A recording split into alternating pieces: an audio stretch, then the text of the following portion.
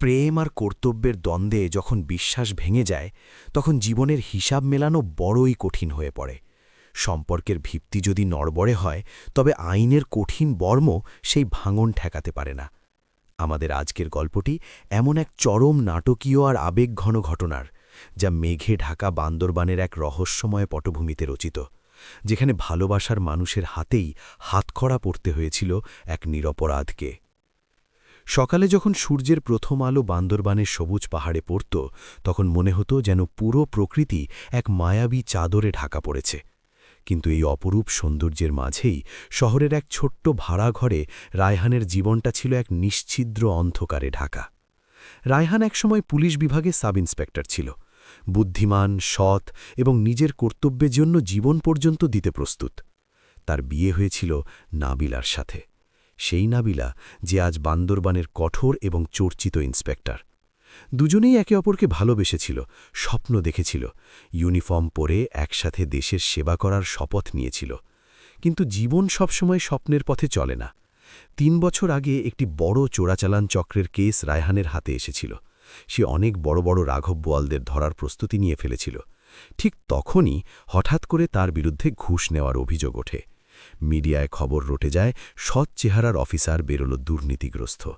বিভাগীয় তদন্ত বসে, সাসপেনশন হল।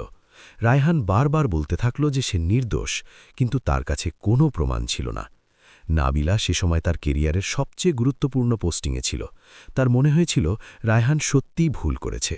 সমাজ, বিভাগ এবং নিজের ভবিষ্যতের চাপে সে রায়হানের কাছ থেকে দূরত্ব তৈরি করে নিল। তর্ক বাড়ল, বিশ্বাস ভাঙল এবং একদিন ডিভোর্সের কাগজে সই হয়ে গেল। রায়হান কিছুই বলেনি, শুধু একবার এইটুকু অবশ্যই বলেছিল, যদি আমি ভুল প্রমাণিত হই তবে ঘৃণা করো, কিন্তু যদি ঠিক প্রমাণিত হই তবে নিজেকে ক্ষমা করতে পারবে না। সেই দিনের পর রায়হান বান্দরবান ছেড়ে চলে গেল। লোকে ভাবল সে পালিয়ে গেছে, কিন্তু সত্যটা কেউ জানত না। ৩ বছর পর বান্দরবানে ক্রমাগত ঘটে চলা অপরাধমূলক ঘটনায় পরিবেশ উত্তপ্ত ছিল। শহরের একজন বড় ব্যবসায়ীর হত্যাকাণ্ড সবাইকে নাড়িয়ে গিয়েছিল। রাজনৈতিক চাপ বাড়ছিল। নাবিলা এই কেসের তদন্তের নেতৃত্ব দিচ্ছিল। সে এখন আগের চেয়ে অনেক বেশি কঠোর হয়ে গিয়েছিল, চেহারায় কঠোরতা, চোখে আদেশের ভাষা। সেই রাতে মুষলধারে বৃষ্টি হচ্ছিল। থানার বাইরে এক লোককে ২ সিপাহী ধরে নিয়ে এলো। তার জামাকাপড় ভেজা ছিল, দাড়ি বড়, চেহারা ক্লান্ত। ম্যাডাম, এ খুনের জায়গার আশেপাশে ঘোরাঘুরি করছিল, সন্দেহ হচ্ছে। নাবিলা ফাইলের ওপর থেকে চোখ তুলল। সামনে দাঁড়ানো লোকটি মাথা নিচু করেছিল। যেইমাত্র সে মুখ তুলল, সময় যেন থমকে গেল। ওটা ছিল রায়হান। নাবিলার হাত কয়েক মুহূর্তের জন্য কেঁপে উঠল, কিন্তু পরের মুহূর্তেই তার গলা আবার কঠোর হয়ে গেল। লকআপে ঢুকিয়ে দাও। রায়হান তার চোখের দিকে তাকাল। সেখানে কোনো রাগ ছিল না, ছিল শুধুই এক হিম শীতল শূন্যতা। সে কোনো প্রতিবাদ করল না। সিপাহীরা তাকে ধরে ভেতরে নিয়ে গেল। লোহার গড়াক যখন বন্ধ হল, তখন সেই আওয়াজ পুরো থানায় প্রতিধ্বনিত হল। সিপাহীরা নিজেদের মধ্যে ফিসফিস করতে লাগল, ম্যাডামের এক্স হাজব্যান্ড নাইনি? হ্যাঁ, তিনি, যিনি দুর্নীতিতে ফেসেছিলেন। নাবিলা সবাইকে চুপ করিয়ে দিল। এখানে সম্পর্ক নয়, আইন চলে। রাত গভীর হতে লাগল। বৃষ্টির ফোঁটা থানার জানালায় আছড়ে পড়ছিল। লকআপে বসে রায়হান চুপ ছিল। তার চোখে না ছিল রাগ, না ছিল কোনো অভিযোগ, যেন সে এই মুহূর্তের জন্য আগে থেকেই প্রস্তুত ছিল। নাবিলা নিজের কেবিনে একা বসেছিল। ফাইল খোলা ছিল, কিন্তু মন চলে গিয়েছিল অতীতে। তার মনে পড়ল সেই রায়হানকে, যে প্রতিদিন সকালে চা বানিয়ে তাকে ঘুম থেকে তুলত। সেই রায়হান যে বলত, আমরা দুজনই ইউনিফর্মে আছি, আমাদের কাউকে ভয় পাওয়ার দরকার নেই। কিন্তু সে তো ভয়কেই বেছে নিয়েছিল। সমাজের ভয়, বদনামের ভয়, কেরিয়ারের ভয়। হঠাৎ ওয়্যারলেসে আওয়াজ এলো, ম্যাডাম, আগামীকাল সকালে নতুন এসপি সাহেব জয়েন করবেন, পুরো স্টাফ যেন প্রস্তুত থাকে। নাবিলা শুধু ওকে বলল। সে কি আর জানত যে এই খবরটি তার জীবন পাল্টে দিতে চলেছে? রাত প্রায় ২টোর দিকে নাবিলা নিজের লকআপের সামনে গেল। রায়হান মাটিতে বসেছিল। তুমি এখানে কি করছিলে? সে ধীর কণ্ঠে জিজ্ঞেস করল। রায়হান হাসল। তোমার শহরে এসেছিলাম, হয়তো কোনো অসম্পূর্ণ কাজ ছিল। নাটকের কোনো দরকার নেই। নাবিলা নিজেকে শক্ত করল। যদি তুমি নির্দোষ হও তবে প্রমাণ করো। রায়হান শুধু এটুকু বলল, সব সত্যের সাথে সাথেই প্রমাণ মেলে না নাবিলা।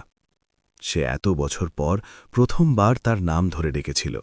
নাবিলার বুকটা ধক করে উঠল, কিন্তু সে ঘুরে দাঁড়াল এবং ফিরে গেল। সকাল হতেই পুরো থানা লাইনে দাঁড়িয়েছিল। নতুন গাড়ি ভেতরে এলো, সবাই স্যালিউট করল। গাড়ির দরজা খুলল, চকচকে ইউনিফর্ম, কাঁধে তারা, সোজা দৃষ্টি। সেটা ছিল রায়হান। Good morning officers. তার গলায় আত্মবিশ্বাস ঝরে পড়ছিল। পুরো থানা হতভাগ হয়ে গেল। নাবিলার মুখ ফ্যাকাশে হয়ে গেল, তার হাত থেকে টুপিটা প্রায় পড়েই যাচ্ছিল।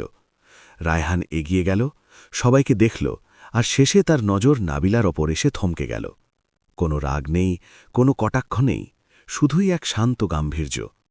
ইন্সপেক্টর নাবিলা, কাল রাতে আপনি যে সন্দেহভাজনকে গ্রেফতার করেছিলেন সেটা আমিই ছিলাম, সে হালকা হাসির সাথে বলল। পুরো স্টাফ লজ্জিত দৃষ্টিতে মাটির দিকে তাকাতে লাগল। নাবিলার মুখে কোনো কথা ছিল না। রায়হান নির্দেশ দিল, এর পুরো ফাইল আমার কেবিনে পৌঁছে দাও। আর হ্যাঁ, আইনের সামনে কোনো সম্পর্ক ভগও থাকে না, এ কথাটা সত্যি। তার কথাগুলো তীরের মতো বিঁধল। এই একই কথা কাল নাবিলা বলেছিল। নাবিলার চোখে জল চলে এলো, কিন্তু সে নিজেকে সামলে নিল। সে প্রথমবার অনুভব করল যে যে মানুষটিকে সে দুর্বল ভেবেছিল সেই আজ সবচেয়ে উঁচু চেয়ারে বসে আছে। সকালের কুয়াশা তখনও পুরোপুরি কাটেনি, আর পুরো থানায় ফিসফিসানি ঝড় উঠে গিয়েছিল। কাল রাতে যে লোকটিকে সন্দেহের বশে লকআপে পড়া হয়েছিল, সেই আজ জেলার নতুন এসপি হয়ে সবার সামনে দাঁড়িয়েছিল। রায়হানের চোখে না ছিল কোনো অহংকার, না প্রতিশোধের আগুন। সে ঠিক ততটাই শান্ত ছিল যতটা বৃষ্টির পর বান্দরবানের পাহাড়গুলো হয়ে যায়। কিন্তু এই শান্তির আড়ালে এক গভীর সংকল্প লুকিয়েছিল। নাবিলা তার কেবিনে দাঁড়িয়েছিল। সামনের টেবিলে সেই কেস ফাইলটি রাখা ছিল, ব্যবসায়ী রহমত আলীর হত্যা। এটি সেই কেস ছিল যেটিতে রায়হানকে সন্দেহভাজন হিসেবে ধরা হয়েছিল। সে বুঝতে পারছিল না যে সে রায়হানের সাথে চোখ মেলাবে কিনা, কিন্তু ডিউটি থেকে পালানো তার স্বভাব ছিল না। সে নিজেকে সামলে নিল এবং এসপি অফিসের দিকে এগিয়ে গেল। রায়হান নিজের চেয়ারে বসে ফাইল ওল্টাচ্ছিল। সে ওপর দিকে না তাকিয়েই বলল, আসুন ইন্সপেক্টর। নাবিলা শক্ত গলায় বলল, স্যার, কাল রাতের ঘটনার জন্য। রায়হান মাঝপথেই তাকে থামিয়ে দিল। ডিউটিতে ক্ষমার প্রয়োজন হয় না, আপনি সেটাই করেছেন যা একজন অফিসারের করা উচিত। এই কথা শুনে নাবিলার ভেতরে এক অদ্ভুত যন্ত্রণা জেগে উঠল। সে চাইছিল রায়হান অন্তত কিছু বলুক, রাগ, অভিযোগ, কটাক্ষ, কিন্তু তারই নীরবতা তাকে আরও বেশি অস্থির করে তুলছিল। রায়হান ফাইলটি বন্ধ করল। এই কেসে অনেক কিছু গণ্ডগোল আছে। রহমত আলী কোনো সাধারণ ব্যবসায়ী ছিল না, তার কানেকশন অনেক ওপর পর্যন্ত ছিল। নাবিলা মাথা নাড়ল। হ্যাঁ স্যার, কিন্তু এখনও পর্যন্ত কোনো শক্ত প্রমাণ পাওয়া যায়নি। রায়হান প্রথমবার সরাসরি তার চোখের দিকে তাকাল। প্রমাণ পাওয়া যাবে, কারণ এই কেস শুধু একটা খুনের নয়, এটা একটা জালের প্রান্ত। নাবিলা বুঝতে পারল না। আপনি কি বলতে চাইছেন স্যার? রায়হান গভীর শ্বাস নিল। ৩ বছর আগে যে চক্র আমাকে ফাঁসিয়েছিল তাদের সুতো এখান থেকেই যুক্ত ছিল। রহমত আলী সেই নেটওয়ার্কেরই অংশ ছিল। নাবিলার পায়ের তলায় মাটি সরে গেল। তার মানে আপনি বলতে চাইছেন যে?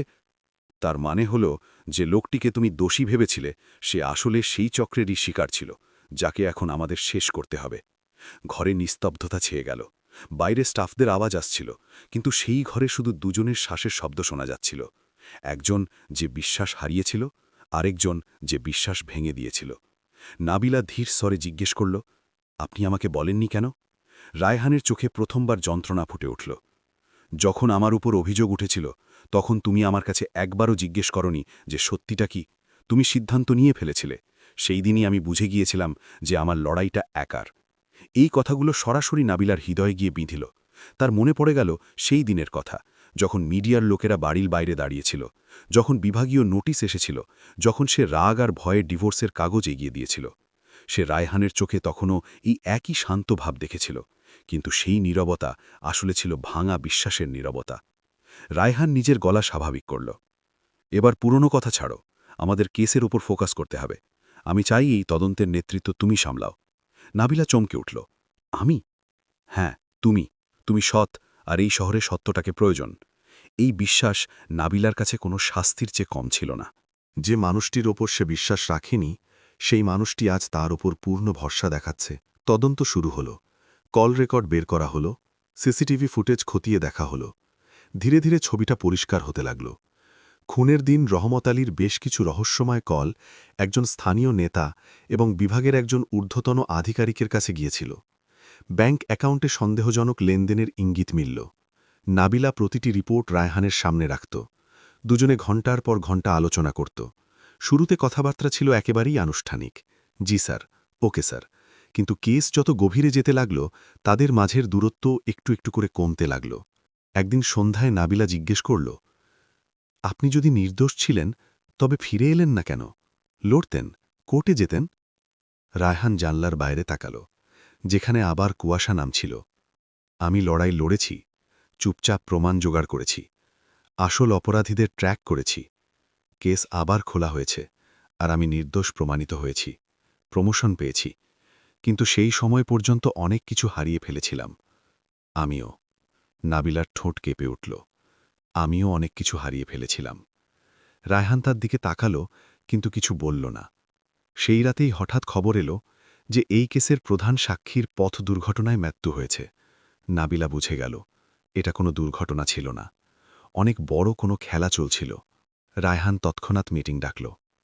এখন এটা আর শুধু খুনের কেস নেই, এটা সিস্টেমকে পরিষ্কার করার লড়াই, আর এতে বিপদও আছে।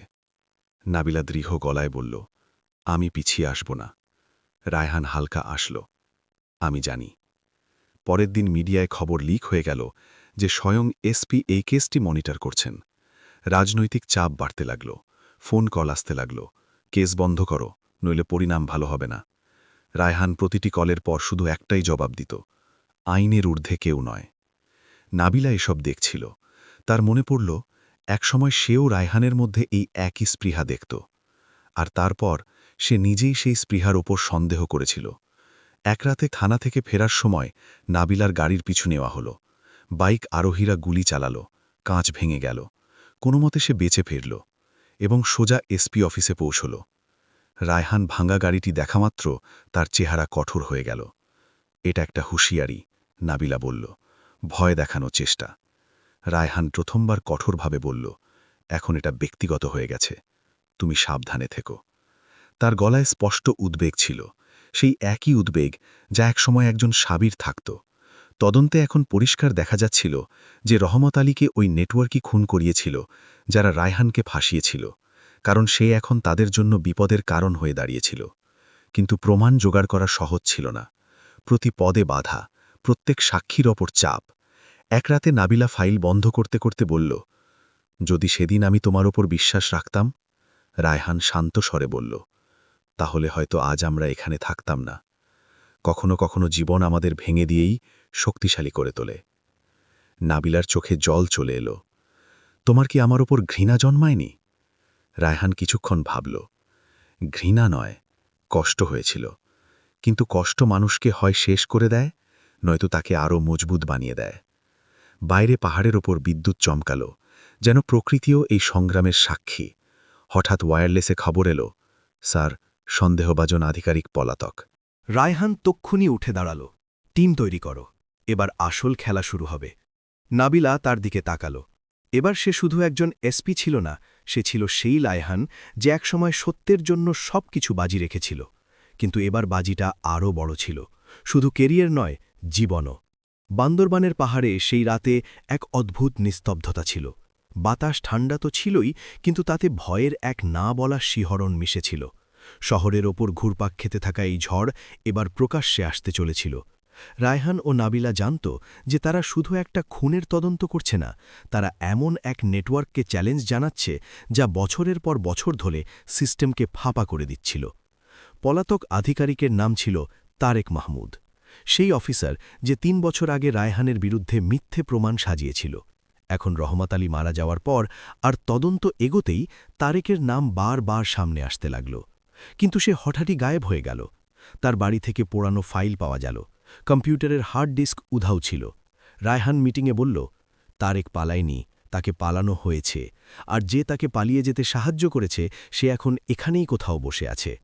নাবিলা টেবিলের ওপর মানচিত্র ছড়াল। স্যার, ওর শেষ লোকেশন পাহাড়ি রাস্তার দিকে পাওয়া গেছে। ওখানে একটা পুরনো গোডাউন আছে যেটা রহমত আলীর কোম্পানির নামে রেজিস্টার করা। চলো যাই, রায়হান দেরি না করে বলল। টিম রওনা হল। রাতের বেলা ছিল, আঁকাবাঁকা রাস্তা, নিচে গভীর খাদ, ওপরে কুয়াশা। গাড়ির হেডলাইট শুধু কয়েক মিটার দূর পর্যন্তই দেখাতে পারছিল।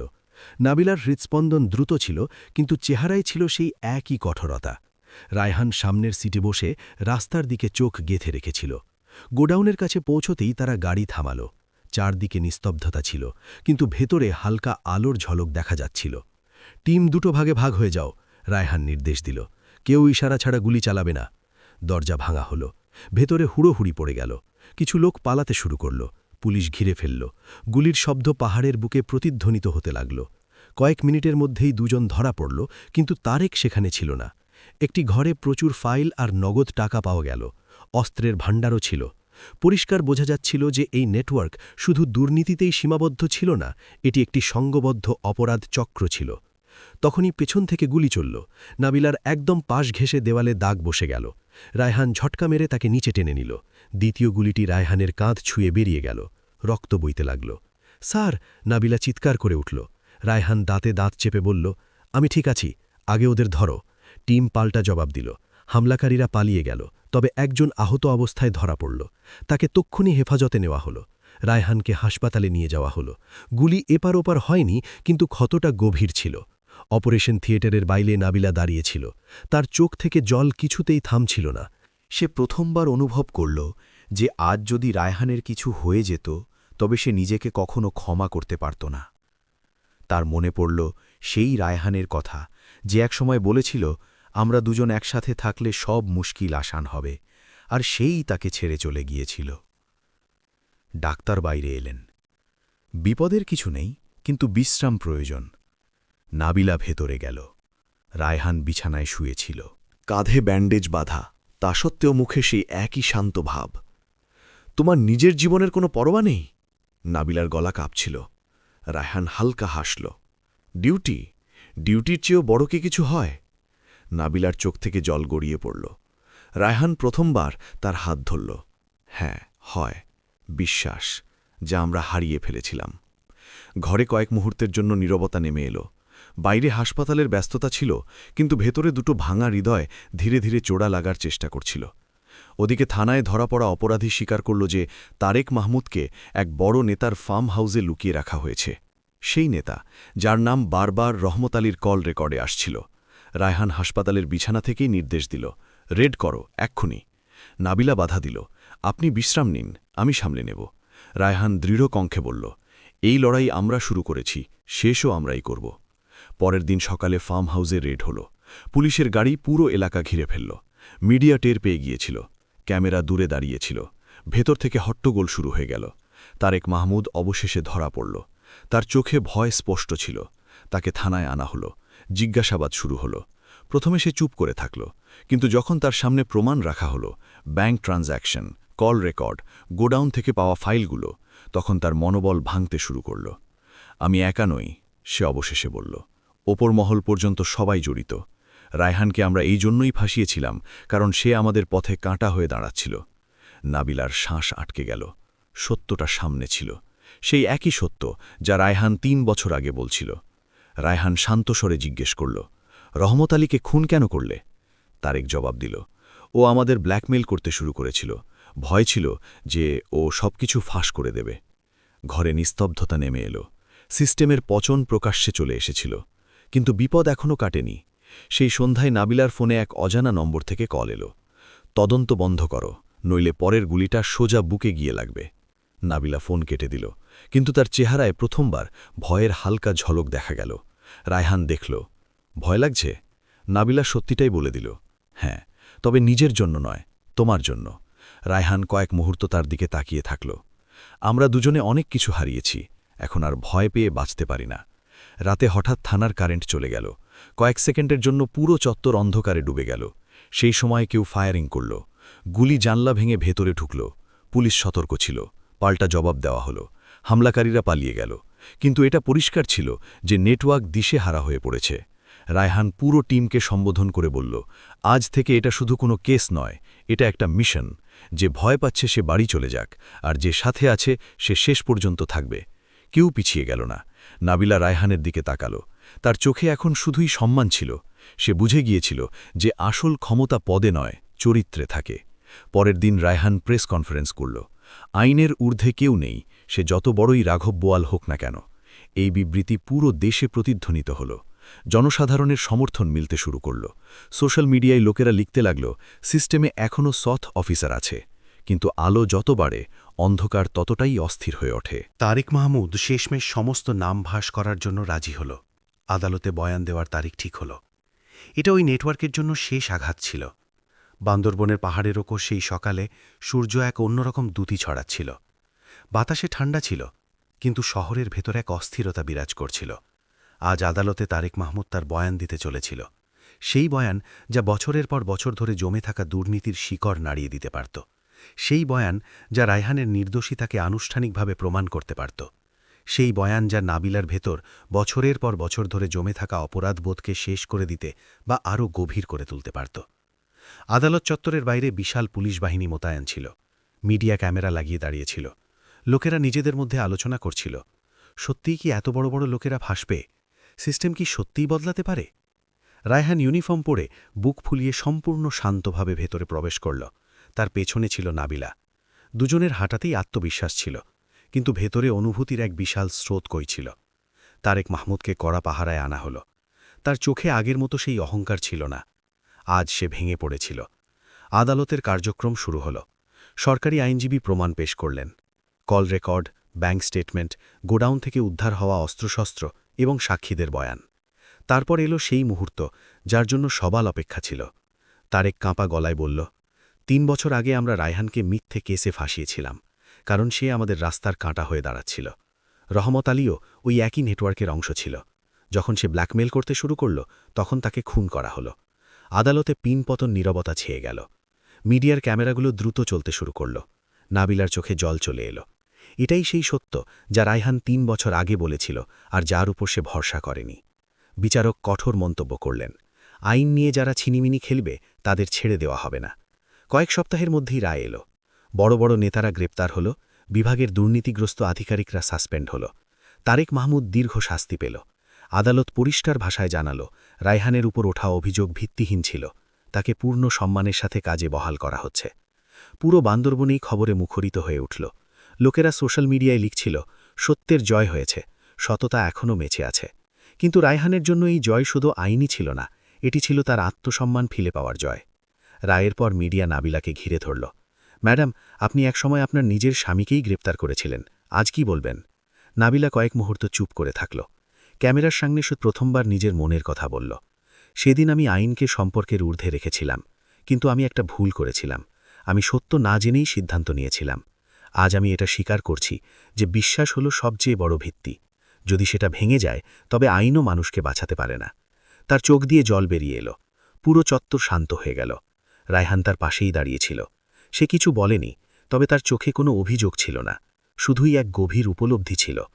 কয়েকদিন পর রায়হান হেডকোয়ার্টার থেকে বদলির প্রস্তাব পেল।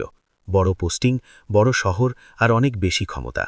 সে ফাইলটা হাতে নিল আর অনেকক্ষণ ধরে ভাবতে থাকল। নাবিলা তার সামনে দাঁড়িয়েছিল। যাচ্ছ? রায়হান হালকা হাসল। এবার সিদ্ধান্তটা একা নেব না। নাবিলা তার চোখের দিকে তাকালো। যদি তুমি যাও, তবে আমিও সাথে যাব, কিন্তু এবার শুধু ইন্সপেক্টর হিসেবে নয়, স্ত্রী হয়ে। এই কথাটি শুনতেই রায়হানের চোখ ভিজে গেল। ৩ বছরের দূরত্ব, কষ্ট আর ভুল বোঝাবুঝিগুলো যেন সেই মুহূর্তেই গলে জল হয়ে গেল। তারা দ্বিতীয়বার বিয়ে করেনি, কারণ সম্পর্ক কাগজের সাহায্যে নয়, ভরসার জোরে টিকে থাকে। তারা শুধু একসাথে থাকার সিদ্ধান্ত নিয়েছিল, এক নতুন শুরুর সাথে। কয়েক মাস পর দুজনে একটি অনাথ আশ্রমে গেল। সেখানে এক ছোট্ট শিশু এক কোণে বসেছিল, চুপচাপ, ভীত। ঠিক সেরকমই যেমন রায়হান একসময় ছিল, যখন তার ওপর মিথ্যে অভিযোগ উঠেছিল। নাবিলা তার কাছে গেল। তোমার নাম কি? শিশুটি ধীর গলায় বলল, ফাহিম। রায়হান তার দিকে হাত বাড়াল। আমাদের সাথে চলবে? শিশুটির চোখে প্রথমবার একটা উজ্জ্বল আভা দেখা গেল। সেদিন রায়হান আর নাবিলা ফাহিমকে দত্তক নিল। তারা ঠিক করল যে জীবন যদি তাদের কাছ থেকে কিছু কেড়ে নিয়ে থাকে, তবে এবার তারা কারোর জীবন সুন্দর করে তুলবে। বান্দরবানের সেই একই পাহাড়, সেই একই বাতাস, সেই একই শহর, কিন্তু এখন গল্পটা বদলে গিয়েছিল। রায়হান একদিন নাবিলাকে বলল, জানো সবচেয়ে বড় জয় কোনটা ছিল? কোনটা? নাবিলা জিজ্ঞেস করল। এই যে আমরা ঘৃণাকে আমাদের হৃদয়ে জায়গা দিইনি। নাবিলা হাসল। আর সবচেয়ে বড় হার? রায়হান বলল, যখন আমরা বিশ্বাস হারিয়ে ফেলেছিলাম। বন্ধুরা, এই গল্পের সবচেয়ে বড় শিক্ষা কি? প্রথমত, বিশ্বাস হল সম্পর্কের ভিত্তি। বিশ্বাস ছাড়া ভালোবাসা টিকতে পারে না। দ্বিতীয়ত, সত্য দেরিতে যেতে, কিন্তু অবশ্যই যেতে। তৃতীয়ত, পদ, পয়সা এবং সুনামের চেয়ে বড় হয় মানুষের চরিত্র। আর চতুর্থত, কখনো নিজের কোনো কাছের মানুষকে না শুনেই দোষী সাব্যস্ত করবেন না, কারণ একটি ভুল সিদ্ধান্ত বছরের পর বছর দূরত্ব তৈরি করে দিতে পারে। এবার আমি আপনাদের জিজ্ঞেস করছি, যদি আপনারা নাবিলার জায়গায় থাকতেন তবে কি করতেন? সমাজের ভয় কি নিজের জীবনসঙ্গীত থেকে দূরত্ব তৈরি করে নিতেন, নাকি সত্য জানার জন্য শেষ পর্যন্ত পাশে থাকতেন? আর যদি আপনারা রায়হানের জায়গায় থাকতেন তবে এত কষ্টের পরও কি ক্ষমা করতে পারতেন? জীবন আমাদের রোজ এমন সব সিদ্ধান্তের মুখোমুখি দাঁড় করায়। প্রশ্ন এটা নয় যে আমরা হোঁচট খাই কিনা, প্রশ্ন হলো হোঁচট খেয়ে আমরা কিভাবে আবার উঠে দাঁড়াই। যদি আপনাদের মনে হয় যে এই পৃথিবীতে এখনও সততা বেঁচে আছে, যদি আপনাদের মনে হয় যে সম্পর্কে বিশ্বাস সবচেয়ে জরুরি, যদি আপনাদের মনে হয় যে সত্যের লড়াই কখনো ছাড়া উচিত নয়, তবে এই গল্পটি আপনাদের বন্ধু এবং পরিবারের সাথে অবশ্যই শেয়ার করুন। কমেন্টে লিখুন, সত্যের জয় হবে। আর মনে রাখবেন, সম্পর্ক রক্ত দিয়ে নয়, ভরসা দিয়ে তৈরি হয়। আর যখন বিশ্বাস ফিরে আসে, তখন ভাঙা হৃদয়ও আবার নতুন করে স্পন্দিত হতে শুরু করে। বন্ধুরা, এই ছিল আমাদের আজকের গল্প। আপনাদের সবার কেমন লাগলো তা কমেন্ট বক্সের মাধ্যমে আমাদের অবশ্যই জানান। পাশাপাশি আমাদের চ্যানেল দ্য স্টোরি টেলার বিডিকে সাবস্ক্রাইব করতে ভুলবেন না। বন্ধুরা, দেখা হচ্ছে এমন আরেকটি হৃদয় ছুঁয়ে যাওয়া গল্পের সাথে। ততক্ষণের জন্য আপনাদের সবাইকে মন থেকে ধন্যবাদ।